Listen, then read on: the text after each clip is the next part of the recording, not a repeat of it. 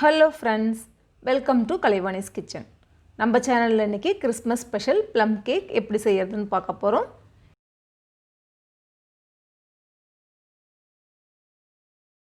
இந்த plum cake செய்யறதுக்கு எந்தெந்த dry fruits எந்தெந்த அளவுகள்ல சேர்க்க போறோம்ன்றத பார்க்கலாம். பேரிச்சம்பழம் 5 பேரிச்சம்பழம் சேர்த்துக்க போறோம். அதுக்கு அப்புறமா 1/4 கப் அளவுக்கு காஞ்ச திராட்சை, அடுத்ததா 1/4 கப் அளவுக்கு காஞ்ச கருப்பு திராட்சை, ஒரு 1/2 கப் அளவுக்கு டூட்டி ஃப்ரூட்டி சேர்த்துக்கலாம், 15 முந்திரி பருப்பு, ஒரு கைப்பிடி அளவுக்கு பிஸ்தா, 20 பாதாம் பருப்பு சேர்த்துக்கலாம். இந்த பேரிச்சம்பழத்தை உள்ளே இருக்க கொட்டையெல்லாம் நீக்கிட்டு நல்லா கட் பண்ணி சேர்த்துக்கலாம். அதே மாதிரி இந்த பாதாம் பிஸ்தா முந்திரியும் கட் பண்ணி சேர்த்துக்கலாம். இந்த காஞ்ச திராட்சை சைஸில் கொஞ்சம் பெருசாக இருக்குது, அதனால் இதையும் நறுக்கி சேர்த்துக்கலாம். அடுத்ததாக பார்த்தீங்கன்னா கொஞ்சமாக செர்ரி பழம் எடுத்து வச்சுருக்கேன். இது கேண்டு செர்ரி தான், உங்களுக்கு ஃப்ரெஷ்ஷாக கிடச்சா நீங்கள் அதையும் சேர்த்துக்கலாம். இப்போ இதிலேருந்து ஒரு 10 செர்ரியை உள்ளே இருக்க கொட்டையை நீக்கிட்டு சேர்த்துக்கலாம். பாதாம் முந்திரி பிஸ்தா அதுக்கப்புறமா பேரிச்சம்பழம் செர்ரி பழத்தில் இருக்க கொட்டையெல்லாம் நீக்கிட்டு கட் பண்ணி ரெடி பண்ணி வச்சிடலாம். அடுத்ததாக இந்த ப்ளம் கேக்கோட கலருக்காக ஒரு 1/2 கப் அளவுக்கு சுகரை நம்ம கேரமலைஸ் பண்ணிக்கலாம். இந்த கடாயில் நான் 1/2 கப் அளவுக்கு சுகர் சேர்த்துருக்கேன். ஸ்டவ் மீடியம் ஃப்ளேமில் வச்சுக்கோங்க. இந்த ஸ்டேஜில் தண்ணியெல்லாம் எதுவும் சேர்க்கக்கூடாது. சுகர் தானாகவே மெல்ட் ஆக ஆரம்பிச்சிடும். நல்லா கலந்து விட்டுட்டே இருங்க. இந்த மாதிரி கோல்டன் ப்ரௌன் கலருக்கு கேரமலைஸ் ஆன உடனே இப்போ இதில் 5 டேபிள் ஸ்பூன் அளவுக்கு சுடு தண்ணி சேர்த்துக்கலாம். பச்சை தண்ணி சேர்க்காதீங்க, கண்டிப்பாக சுடு தண்ணி தான் சேர்க்கணும். தண்ணியை சேர்க்கும் போது ஸ்டவ்வை ஸ்லோ ஃப்ளேமில் வச்சுருங்க. ஸ்டார்டிங்கில் இந்த மாதிரி கொஞ்சம் திக்காகிற மாதிரி இருக்கும். நீங்கள் கரண்டியை வச்சு மிக்ஸ் பண்ணிகிட்டே இருந்தீங்கன்னா நல்லா இந்த தண்ணியோட மிக்ஸ் ஆகி நம்மளுக்கு வந்து கேரமல் சிரப் ரொம்ப அருமையாக ரெடி ஆகிடும். இப்போ இதை ஒரு கப்பில் ட்ரான்ஸ்ஃபர் பண்ணி வச்சிடலாம். அடுத்ததாக நம்ம கட் பண்ணி ரெடி பண்ணி வச்சுருந்த ட்ரை ஃப்ரூட்ஸை ஒரு பவுலுக்கு ட்ரான்ஸ்ஃபர் பண்ணிக்கலாம். ட்ரான்ஸ்ஃபர் பண்ணிவிட்டு இதில் 1/2 கப் அளவுக்கு ஆரஞ்சு ஜூஸ் சேர்த்துக்கலாம். நம்ம கேரமலைஸ் பண்ணி வச்சுருந்த சுகர் சிரப்பையும் சேர்த்துக்கலாம்.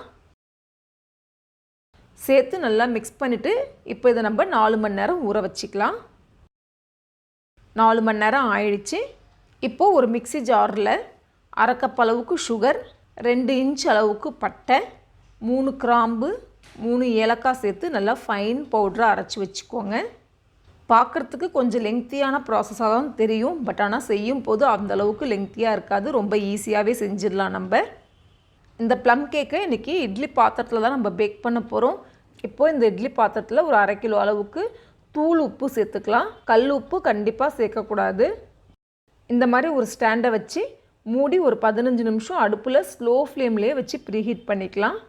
கண்டிப்பாக 15 நிமிஷம் ப்ரீஹீட் பண்ணணும். அடுத்தது நம்ம கேக் டின்னு ரெடி பண்ணிடலாம். இந்த கேக் டின்னோட ஹைட் பார்த்திங்கன்னா 3.5 இன்ச் இருக்குது. இப்போ இந்த கேக் டின்னில் எல்லா பக்கமும் படுற மாதிரி நல்லா பட்டரை தடவிடுங்க. அடியில் ஒரு பட்டர் பேப்பரை போட்டுக்கோங்க. இந்த பட்டர் பேப்பர் மேலேயும் கொஞ்சமாக பட்டர் தடவிக்கலாம். போட்டுட்டு கொஞ்சமாக மைதா மாவு தூவி அந்த மைதா மாவு இந்த பட்டர் பேப்பர் கேக் டின்னோட சைட்ஸ் எல்லா இடத்துலையும் படுற மாதிரி நல்லா ஸ்ப்ரெட் பண்ணிக்கோங்க.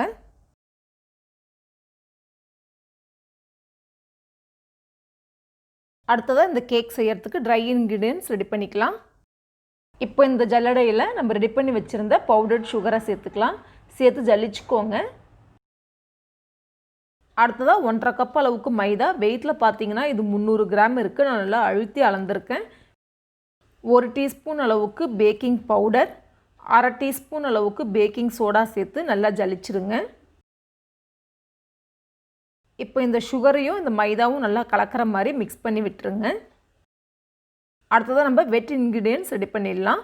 ஒரு பவுலில் 2 முட்டை சேர்த்துருக்கேன். ஒரு 2 நிமிஷம் இதை நல்லா பீட் பண்ணிக்கோங்க. பீட் பண்ண உடனே 1 டீஸ்பூன் அளவுக்கு வெனிலா எசன்ஸ், அடுத்ததாக 3 டேபிள் ஸ்பூன் அளவுக்கு உருக்கின வெண்ணெய் சேர்த்துக்கலாம். இந்த வெண்ணெயை சேர்த்துட்டு நல்லா மிக்ஸ் பண்ணிவிடுங்க. நம்ம முட்டை சேர்க்கறதுனால வெனிலா எசன்ஸ் சேர்த்தா அந்த கேக்குக்கு நல்லாயிருக்கும். அப்படி உங்கள்கிட்ட இல்லைனாலும் பரவாயில்ல, ஏன்னா நம்ம பட்டை ஏலக்காய் கிராம்பெல்லாம் சேர்த்துருக்கோம், அதனால் ரொம்ப டிஃப்ரென்ஸ் தெரியாது. மிக்ஸ் பண்ணிவிட்டு கடைசியாக இப்போது 1/4 டீஸ்பூன் அளவுக்கு உப்பு சேர்த்துக்கலாம். உப்பு சேர்த்தோம்னா நல்லா கலந்து விட்டுருங்க. இப்போ நம்ம ரெடி பண்ணி வச்சுருந்த ட்ரை இன்க்ரீடியன்ஸை இது கூட கொஞ்சம் கொஞ்சமாக சேர்த்து மிக்ஸ் பண்ணிக்கோங்க.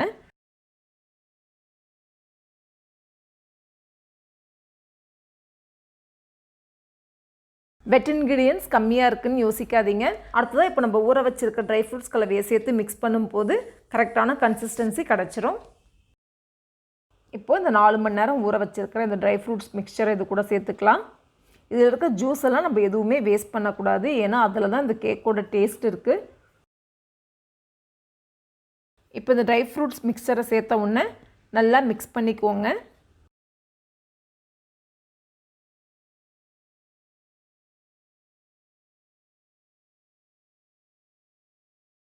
இந்த கேக்கோட கன்சிஸ்டன்சி பார்த்திங்கன்னா நல்லா இந்த மாதிரி கெட்டியாக இருக்கணும். இதுதான் கரெக்டான கன்சிஸ்டன்சி. நம்ம ரெடி பண்ணி வச்சுருந்த கேக் டின்னுக்கு இதை ட்ரான்ஸ்ஃபர் பண்ணிக்கலாம். ட்ரான்ஸ்ஃபர் பண்ணிவிட்டு ஏர் பபிள்ஸ் எல்லாம் ரிலீஸ் ஆகிற மாதிரி நல்லா இந்த மாதிரி தட்டி விட்டுக்கோங்க.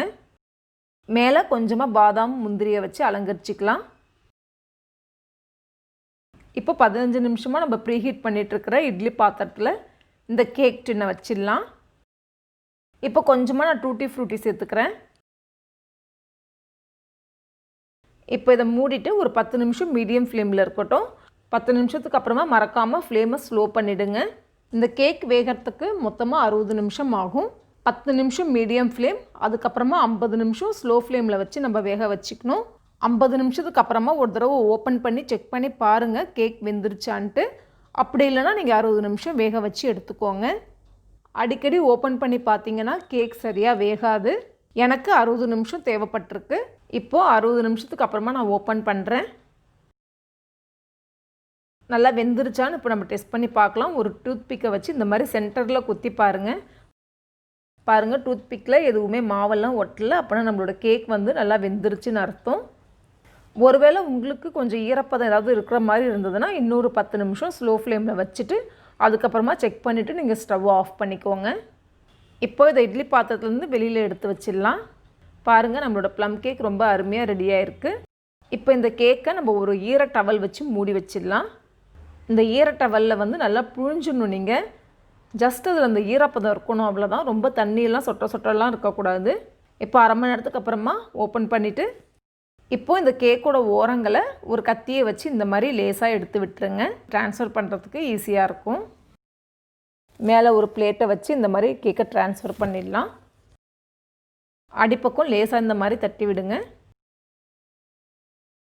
இப்போ இந்த பட்டர் பேப்பரை ரிமூவ் பண்ணிடுறேன். பாருங்கள், நம்மளோட கேக் சூப்பராக ரெடி ஆகிடுச்சு. இப்போ மேலே இன்னொரு பிளேட்டை வச்சு இந்த மாதிரி ட்ரான்ஸ்ஃபர் பண்ணிவிடுங்க. இப்போ நான் கேக்கை கட் பண்ணி காமிக்கிறேன்.